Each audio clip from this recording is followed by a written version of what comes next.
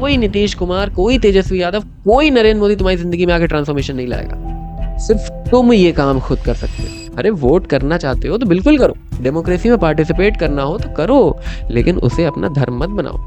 ये मत सोचो कि गवर्नमेंट चेंज होने से तुम्हारी लाइफ चेंज हो जाएगी। बिहार ने वोट कर दिया, लोगों ने चूज भी कर लिया, पॉलिटिशियन सेलिब्रेट भी कर रहे हैं और ऑपोजिशन रो रही है।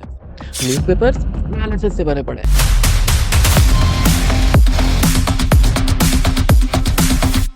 लेकिन मैं तुमसे पूछता हूँ कि हुआ क्या है सच में? 243 सीट्स डिस्ट्रीब्यूट हो गई, पावर चेंज हुई है या शायद चेंज नहीं भी हुई, बस कार्ड्स की तरह शफल हो गई।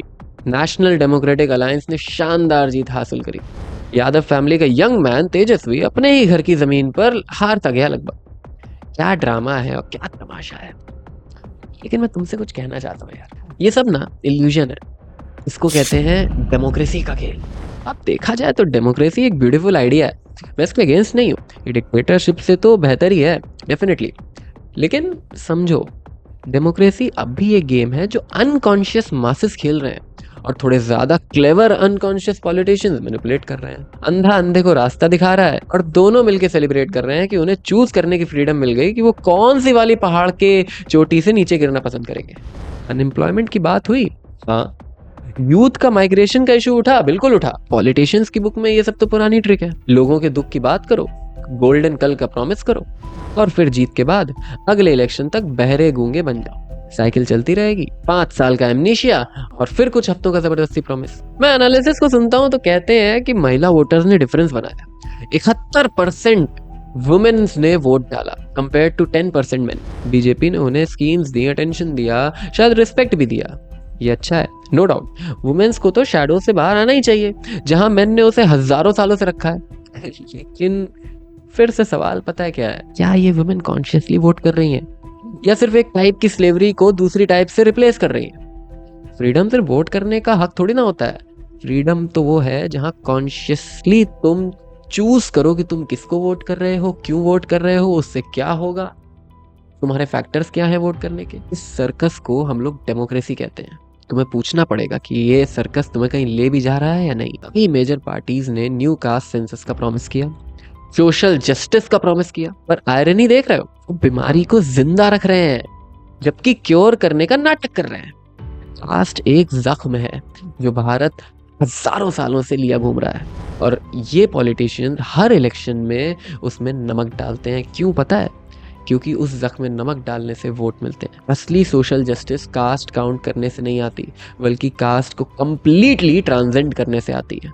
लेकिन इसमें कॉन्शियसनेस चाहिए, क्रिटिकल थिंकिंग चाहिए, इंडियन सोसाइटी का टोटल ट्रांसफॉर्मेशन चाहिए। उसमें टाइम लगता है, मेहनत लगती है और पॉलिटिशियंस को क्विक फिक्सेस चाहिए, साउंड बाइट्स चाहिए। असली रेवोल्यूशन किसी को नहीं चाहिए। और ऑपोजिशन चिल्ला रहा है कि वोटर लिस्ट मैनिपुलेटेड हुई, 6 मिलियन नेम्स डिलीट हो गए। Vote chori charge, minorities and marginalized being targeted. The opposition, as you see, has come out all guns blazing. शायद वो सही भी बोल रहे हो या शायद सब कॉन्स्पिरेसी है या शायद वो अपनी फेलियर से बचने का तरीका भी ढूंढ रहे हो। दोनों पॉसिबिलिटी है पॉलिटिक्स में। लेकिन ये कोई नहीं पूछ रहा है कि वोटर लिस्ट अगर परफेक्ट भी होती या इलेक्शन एकदम फेयर होता तो क्या रिजल्ट डिफरेंट होता? या बिहार की पॉवर्टी गायब हो जाती? या यूथ को मीनिंगफुल काम मिलता? नहीं, क्योंकि प्रॉब्लम वोटर लिस्ट या इलेक्शन मशीनरी में नहीं है, प्रॉब्लम कॉन्शियसनेस में है। अगर मैं बिहार के लोगों से बात कर सकता हूँ जिन्होंने जीत का जश्न मनाया या जिन्हें हार का बहुत गम हुआ, तो मैं उनसे यही बोलूंगा कि पॉलिटिशियंस में अपनी उम्मीदें रखना बंद कर दो। वो तुम्हें सेव नहीं करने वाले। कोई नीतीश कुमार, कोई तेजस्वी यादव, कोई नरेंद्र मोदी तुम्हारी जिंदगी में आके ट्रांसफॉर्मेशन नहीं लाएगा। सिर्फ तुम ये काम खुद कर सकते हो। इलेक्शंस पर एनर्जी वेस्ट करने की जगह क्रिटिकल थिंकिंग में लगाओ। कास्ट और रिलीजन पर लड़ने की जगह उस कॉन्शियसनेस को डिस्कवर करो जो सभी आइडेंटिटीज से परे है। दूसरे स्टेट में काम के लिए माइग्रेट करने के बजाय अपने अंदर माइग्रेट करो, वहां तुम्हें सबसे बड़ा ट्रेजर मिलेगा। इसका मतलब ये नहीं है कि इनएक्टिव हो जाओ। अरे वोट करना चाहते हो तो बिल्कुल करो, डेमोक्रेसी में पार्टिसिपेट करना हो तो करो, लेकिन उसे अपना धर्म मत बनाओ। ये मत सोचो कि गवर्नमेंट चेंज होने से तुम्हारी लाइफ चेंज हो जाएगी। ये चेंज तब होता है जब इंडिविजुअल्स कॉन्शियस हो जाते हैं। जब काफी इंडिविजुअल्स ट्रांसफॉर्म होते हैं ना, तो सोसाइटी ऑटोमेटिकली ट्रांसफॉर्म हो जाती है।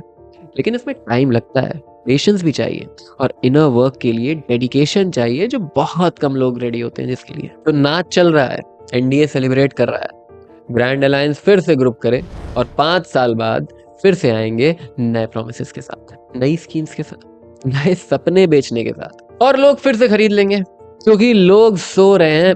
मैं सिनिकल नहीं हूँ, मैं बस चीजें जैसी हैं वैसी देख पा रहा हूँ। बिहार ने वोट तो कर दिया, बिहार ने चूज भी कर लिया, पर बिहार एसेंशियली अनचेंज्ड ही रहेगा।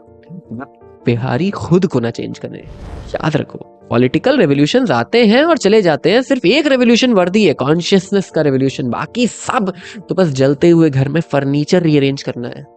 अलर्ट रहो, अवेयर रहो।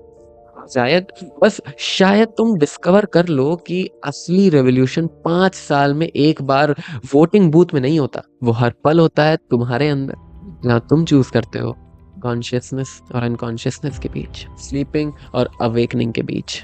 वही इलेक्शन ट्रूली मैटर करती है। पसंद आया तो सब्सक्राइब करना। मिलते हैं अगले वीडियो में। Till the time,